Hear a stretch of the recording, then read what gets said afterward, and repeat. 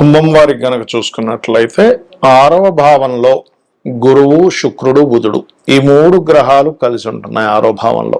ఎప్పుడైతే ఈ 3 గ్రహాలు కలిసి ఉంటున్నాయో రాశిలో రాహు ఉంటూ ధనస్థానంలో మీకు ఏలినాటి శని నడుస్తూ 3లో ఉండే కుజుడు కూడా 4లోకి మారిపోయాడు, మరియు పంచమ రవి, సప్తమ కేతు. మరి ఒక గ్రహం గనక ఒక రాశిలో ఉన్నప్పుడు ఒక యోగాన్ని, ఒక నక్షత్రంలో ఉన్నప్పుడు యోగాన్ని, యోగం అంటే కలయిక, మరియు శుక్ర బుధులతో కలిసి ఉంటున్నాడు గురువు 6వ భావంలో. దీనివల్ల మీకు కలిగేటువంటి ఫలితాలు, ఏ దేవతారాధన చేయాలి, ఇటువంటి విషయాల పట్ల మీకు జాగ్రత్తగా ఉండాలి అనేటువంటి అంశాలు చెప్తుంది నేనైనప్పటికీ చెప్పిస్తుంది సాక్షాత్ లలిత అమ్మవారిగా భావిస్తూ ఆ లలితాంబిక అమ్మవారి యొక్క అనుగ్రహం మీకు పరిపూర్ణంగా కలగాలని మనస్ఫూర్తిగా కోరుకుంటూ, ఇక్కడ 6వ భావం అనేటువంటిది వృత్తిని అభివృద్ధి పరిచేటువంటి స్థానం కూడా. నిత్య జీవితంలో కొంత అభివృద్ధికరంగా ఉద్యోగ అవకాశాలు రావడానికి మీకు ఏలినాటి శని నడుస్తున్నప్పటికీ ఏలినాటి శని ప్రభావాన్ని తగ్గిస్తుంది. 2లో ఉండే శని మీద 6 నుంచి 2వ స్థానాన్ని చూస్తుంది. అంటే 9వ భావం దృష్టి ఉంటుంది, 9వ దృష్టి ఉంటుంది గురువుకి. అలా 2 శుభగ్రహాలతో కలిసినటువంటి దృష్టి ధనాభివృద్ధిని ఇస్తుంది, గుర్తుపెట్టుకోండి. కాబట్టి ధనాభివృద్ధి మూలంగా మీకు మంచి ఫలితాలు రావడము, మరియు అదేవిధంగా ఈ శని ఎప్పుడైతే 2లో ఉన్నాడో గతంలో ఆగిపోయిన ధనం కొంతవరకు రావడము, ఉద్యోగ అవకాశాలు పెరగడము, రుణాలు లభించడము. కాకపోతే ఎప్పుడైతే మీకు శుక్రుడు గురువు 6లో ఉన్నారో స్త్రీలతోని, గురువులతోని, బిజినెస్ పీపుల్స్తోని, బంధువర్గంలో వారితో కొంత ఘర్షణ వాతావరణం మాత్రం కూడా ఇస్తుంది ఇక్కడ ఇది. అదేవిధంగా కాస్త ఏదైనా భూములు, గృహాలు కొనుగోలు చేసేటప్పుడు కూడా కాస్త చూసి కొనుగోలు చేయండి. వివాదాస్పదమైనటువంటి భూములు, వివాదాస్పదమైనటువంటి గృహాలు తీసుకునేటువంటి యోగం కనబడుతుంది. ప్రధానంగా ఇక్కడ సప్తమంలో కేతు ఉన్నాడు కాబట్టి సప్తమ కేతు వివాహ సంబంధించినటువంటి విషయంలో, లగ్న రాహువు సప్తమ కేతు ఉన్నందుకు వివాహ నిర్ణయాలు ఇటువంటి విషయాల్లో మీకు శుక్రుడు 6లో ఉంటూ సప్తమంలో కేతు ఉండడం కూడా సరైనటువంటిది కాదు వివాహం విషయాల్లో. కాబట్టి ఈ యొక్క విషయంలో కూడా ఇది కొంత డిస్ప్యూట్స్ని క్రియేట్ చేస్తూ ఉంటుంది. కాబట్టి ఈ విషయంలో జాగ్రత్తగా ఉంటే ఎక్కువగా విష్ణు సహస్రనామాలు, సూర్య భగవానుని యొక్క ఆరాధన, గణపతి ఆలయాలకు వెళ్ళడము, గణపతి మంత్రాన్ని నిత్యము స్మరించుకోవడము, సూర్య భగవానుడికి అర్ఘ్యము వదలడము, ఇవి చేయండి. ఇవి గనక చేస్తూ ఉన్నట్లయితే బాగుంటుంది. మరియు ఎక్కువగా అప్పులు ఉన్నటువంటి వారు ఈ సమయం ఎలా ఉంటుందంటే అప్పు లభిస్తూ ఉంటుంది 6లో ఉన్నందుకు. అంటే లోన్స్ వద్దన్నా వస్తూ ఉంటాయి, ఎవరో ఫోన్ చేస్తారేమంటే మీకు ఇంత ఎలిజిబిలిటీ ఉంది, అంత ఎలిజిబిలిటీ ఉంది, మీరు క్రెడిట్ కార్డు తీసుకోండి, అది తీసుకోండి, ఇది తీసుకోండి అంటూ ఉంటారు. ఆ రకంగా 6వ భావంలో ఉండేటువంటి గ్రహాలు మీకు ప్రధానంగా ఇక్కడ ధనయోగాన్ని ఇస్తున్నాయి. కాబట్టి ఈ యొక్క విషయాల్ని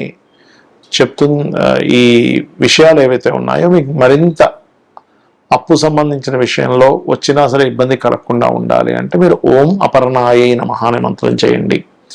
ధనపరమైన విషయంలో మరింత అభివృద్ధి కలగాలి అంటే ఓం ధర్మాధ్యక్ష ధనాధ్యక్ష ధనధాన్య వివర్ధిని అయిన మహామంత్రం చేయండి అనే విధాలు బాగుంటుంది.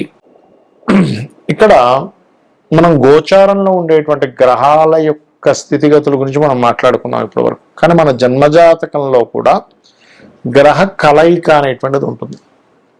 అవి ఎన్ని రకాలుగా ఉంటుంది అంటే మనకి ఒక గ్రహం ఒక రాశిలో ఉన్నప్పుడు రాశినాథుడిని గ్రహాన్ని కూడా చూసుకోవాలంటే ఈ రాశినాథుడు ఈ గ్రహం ఈ 2 కలిపినటువంటి ఒక యోగం ఏర్పడింది. ఆ గ్రహం మరలా ఒక నక్షత్రంలో ఉంటుంది, ఆ రాశిలో ఉంటుంది, ఆ 3 కలిపిన ఒక యోగం. అలా కాకుండా ఇంకో గ్రహంతో కలిసి ఉంది అనుకోండి, అప్పుడు ఆ 4 కలిసిన యోగం అంటే రాశి, నక్షత్రము, ఇంకో గ్రహంతో. అలా కాకుండా మనకి 2 గ్రహాలు 3 గ్రహాలతో కూడా కలిసి ఉంటాయి. అష్టగ్రహ కూటమిలో కూడా పుట్టిన వాళ్ళు ఉంటారు. అయితే మరలా అవి లగ్నాన్ని బట్టి ఏ గ్రహాలు ఎక్కడెక్కడ ఏ ఆధిపత్యం పొందాయో దాన్ని బట్టి రిజల్ట్ అనేటువంటిది ఉంటుంది. అయితే ఈ విషయాన్ని మీకు ఎందుకు చెప్తున్నా అంటే ఇందులో మనకి శుభగ్రహాల కలయిక, క్రూర గ్రహాల కలయిక అని 2 విధాలుగా ఉంటుంది. అందులో సహజ శుభగ్రహాలు కలయిక, మీ లగ్నానికి యోగకారకుల యొక్క కలయిక అని ఉంటుంది. మరలా అంటే ఇప్పుడు 2 వ్యక్తులు కలిశారు, ఆ 2 వ్యక్తులు బాగా క్రైమ్ చేసే పీపుల్ అనుకోండి, ఇంకో కొత్త క్రైమ్ చేయడానికి ఎక్కువ ఆస్కారం ఉంటుంది. 2 వ్యక్తులు మంచి సంఘ సంస్కర్తలు, మంచి చేయాలనే బుద్ధి కలిగిన వాళ్ళిద్దరూ కలిస్తే ఒక మంచి చేయాలనే బుద్ధి ఆలోచన వస్తుంది. అలా కాకుండా ఒక మంచివాడు ఒక క్రిమినల్ కలిస్తే ఏమవుతుందంటే ఈ క్రిమినల్ యొక్క ఆలోచనలని మంచివాడికి కొంత అంటే ఛాన్సెస్ ఉంటాయి. ఈ మంచి ఆలోచనతో ఉన్నటువంటి వ్యక్తి యొక్క స్వభావం కొంత క్రిమినల్కి ఆలోచింపచేసేలాగా ఉంటుంది. అలాగే గ్రహాలు కూడా ఏంటంటే మీకు ముఖ్యంగా ఈ క్రూర గ్రహాలు అంటాం. అంటే ఏమిటి అవి? రాహువు, రవి, కుజుడు, కేతువు నీచంలో ఉండేటువంటి గ్రహాలు. ఈ గ్రహాలు ఎప్పుడైనా సరే మీ జన్మజాతకంలో మీకు 3వ భావంలోని, 6వ భావంలోని, దశమ భావంలో ఉంటే చాలా మంచిది. లాభభావంలో కూడా చాలా మంచిది. అంటే ఇక్కడ నేను మీకు ఈ విషయాన్ని ఎందుకు షేర్ చేస్తున్నానంటే ఈ గ్రహాల యొక్క కలయిక కొన్ని స్థానాల్లో మంచి ఫలితాలు ఇస్తుంది. అదేవిధంగా శుభగ్రహాలు అంటే గురువు, శుక్రుడు, బుధుడు, పూర్ణచంద్రుడు ఇవేవైతే ఉంటాయో ఈ గురు, శుక్ర, బుధ, పూర్ణచంద్రుడు అనేటువంటి గ్రహాలు లగ్నంలో కానీ, అంటే లగ్నంలో ఉంటే స్వభావాన్ని, చక్కటి స్వభావాన్ని, ధనభావంలో ఉంటే ధనానికి ఎక్కడ ఇబ్బంది లేకుండా కలిగించడము, మరియు అదేవిధంగా మీకు చతుర్థంలో ఉంటే మంచి గృహయోగాన్ని, పంచమంలో ఉంటే మంచి విద్యాయోగాన్ని, మరియు చతుర్థంలో ఉంటే విద్యాయోగము, గృహయోగము, పంచమంలో ఉంటే సంతాన యోగాన్ని, మంత్రయోగాన్ని ఇస్తూ, సప్తమంలో ఉంటే మంచి జీవిత భాగస్వామిని, మరియు అష్టమంలో ఉంటే తాతగారు ఆస్తి సంబంధించిన విషయాల్లో అనుకూలత, 9లో ఉంటే మంచి గురువుని ఇలా ఇస్తూ ఉంటుంది. 12లో ఉంటే మంచి జీవిత భాగస్వామి, మంచి తండ్రి నుంచి ఆస్తి రావడం ఇలా ఇస్తూ ఉంటుంది.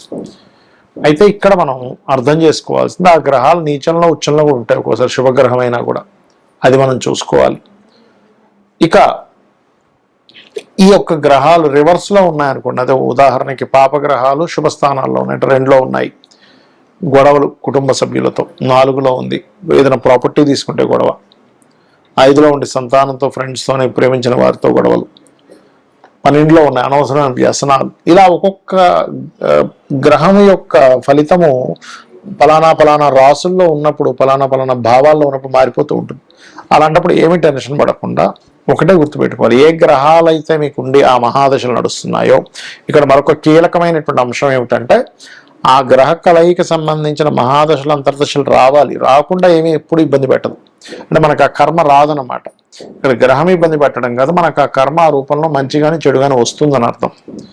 ఆ మహాదశలు, అంతర్దశలు వచ్చినప్పుడు మాత్రమే మీరు దాన్ని అర్థం చేసుకోవాలి, ఆలోచించాలి, దానికి సంబంధించిన రెమెడీ చేసుకోవాలి. అంటే దానం ఇవ్వడము, ఆ మంత్ర సాధన చేయడం చేస్తూ ఉండాలి. సో అయితే ఈ గ్రహాలు ముఖ్యంగా మనకి 3 గ్రహాలు గోచారంలో కలిసినందుకు దేశకాల పరిస్థితుల్లో కూడా అనేకమైన మార్పులు వస్తాయి. మనం గతంలో చాలా కాలం చెప్పుకుంటున్నాం. ఏమండి, మీకు ఈ యొక్క ధనపరమైనటువంటి విషయంలో అంటే రూపీ యొక్క రూపం మారనుంది అని చెప్పుకుంటున్నాం, అటువంటి వాటివి, మరియు విపరీతమైనటువంటి వర్షాలు, విపరీతమైనటువంటి ఎండలని చెప్పుకున్నాం. అదేవిధంగా విపరీతమైన వర్షాలు, ఎండలు కూడా పెరుగుతాయి, యుద్ధ సంబంధించింది పెరుగుతుంది, మరియు ఈ ప్రయాణ సంబంధించిన విషయాల్లో జలప్రలయాలు, భూకంపాలు పెరుగుతూనే ఉంటాయి మనకి. కాబట్టి ఈ నదీ స్నానాలకు వెళ్ళినటువంటి వారు, ఈ నదుల దగ్గర, సముద్రాల దగ్గర, అంటే నీటికి దగ్గరగా నివసించేటువంటి వారు చాలా కేర్గా ఉండాలి ఇప్పుడు ఉండేటువంటి కండిషన్స్ వల్ల.